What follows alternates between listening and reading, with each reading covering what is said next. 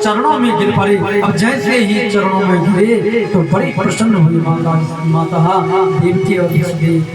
अरे ये तो हमारा पुत्र है। और पुत्र पुत्र कह करके ही उन्होंने हृदय से लगा लिया।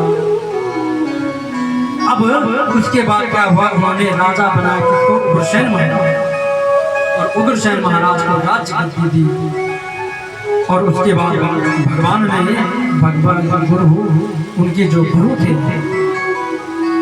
गुरु जी ने कहा कि हे राजन, अब ऐसा करो कि इनको गुरुकुल में भेज दो। बोले कहाँ भेजे?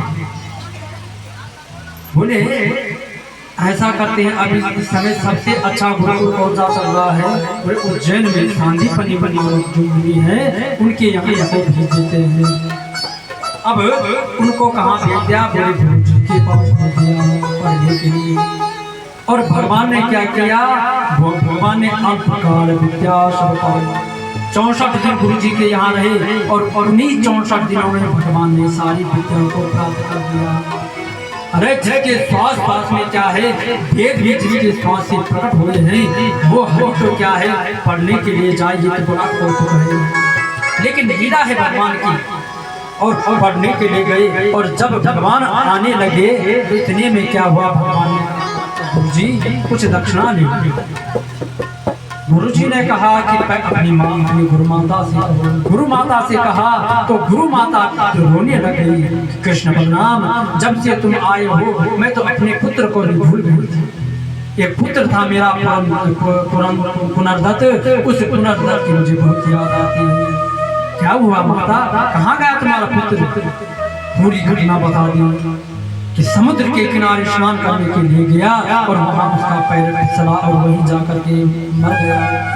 पता भी नहीं चला कि मरा है कि जिंदा है, न जाने कहाँ है, वहीं डूब गया। भगवान ने कहा चिंता मत करो भैया, मैं भी वचन देता हूँ तुम्हारे पुत्र को तुम्हारे सामने प्रकट कर दूंगा। और विश्वास तो था माता को कि इतने बड़े दृढ़ बालक जिन्होंने समस्त शास्त्रों का अध्ययन 64 ही दिन में कर लिया, उनके पराक्रम के बारे में भी सुना था। भगवान तुरंत गए और समुद्र में गए। और वहां एक दैत्य रहता था, कौन? शंकासुर। शंख के रूप में ही रहता था। भगवान ने उसका अंत किया, उसको मारा। और उस 5 जन्य को शंख को लेकर के भगवान आए। और भक्त वत्सल भगवान की। और शंख को लेकर भगवान जब बालक की अस्थि भी वहां नहीं, कुछ भी वहां नहीं मिला, तो क्या हुआ, उसी समय भगवान कहाँ गए? समुद्र के कहने से भगवान कहाँ गए? सीधे चले गए कहाँ? यमपुरी। क्योंकि समुद्र ने कह दिया था कि महाराज यहाँ तो शंकासुर रहता है, हो सकता है उसी के पेट में होगा वो बच्चा, लेकिन मेरे पास तो है नहीं। और भगवान तुरंत पहुंच गए कहाँ? यमपुरी में। अब यमपुरी में गए और भगवान ने उसी यमपुरी के दरवाजों पर अपना दिव्य शंख की ध्वनि करी। अब जैसे ही शंख बजाया तो यमराज का सिंहासन तोड़ने लगा। अब जैसे तोड़ने लगा तो तुरंत यमराज अपनी देवी पर आए भगवान, क्योंकि भगवान अंदर जाते जितने पापी थे भगवान के दर्शन करते और सब मुक्त हो जाते। इसलिए यमराज जी स्वयं आ गए। और लीला मनुष्य ही विष्णु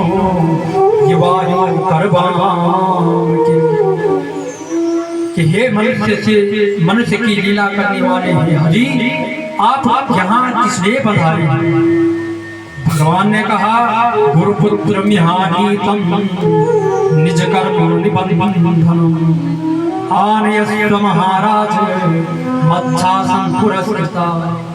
कि हे यमराज, जो हमारे गुरु का पुत्र अपने कर्मों के अनुसार यहाँ आया है, उसके समस्त कर्मों को तुम तोड़ दो और हमारे पास दे दो। भगवान बोले प्रभु आपकी जैसी इच्छा होगी, लेकिन नाथ एक मैं तो आपको केवल क्या दे सकता हूँ, उसके सूक्ष्म शरीर। बोले महाराज जानते थे कि भगवान तो सर्व समर्थ है। बोले प्रभु मैं तो केवल यही शरीर दे सकता हूँ, बाकी शरीर तो धरती में नष्ट हो चुका है इसका। भगवान बोले कोई चिंता मत करो, भगवान ने उसके शरीर को लिया और भगवान ने 5 भौतिक तत्व का शरीर भी उसके बालक को प्रदान कर दिया। क्योंकि अगर भगवान यमपुरी से लाते उस बालक का, तो वो बालक तो माता पिता का कोई काम नहीं है। इसीलिए भगवान ने क्या, भगवान सर्व समर्थ है, उन्होंने उसको 5 भौतिक शरीर भी अपने के पास ही प्रदान किया और गुरु माता के पास ले गए। गुरु माता बड़ी प्रसन्न हुई और गुरु माता को उन्होंने किया, बोले गुरु माता को उन्होंने पुत्र दे दिया। अनंत अनंत आशीर्वाद देकर के उनको विदा किया। बोल भक्तवत्सल भगवान की जय। अब इधर जैसे भगवान आए द्वारका में, तो द्वारकावासी बड़े प्रसन्न हुए। अब एक दिन भगवान को गोपियों की याद आ,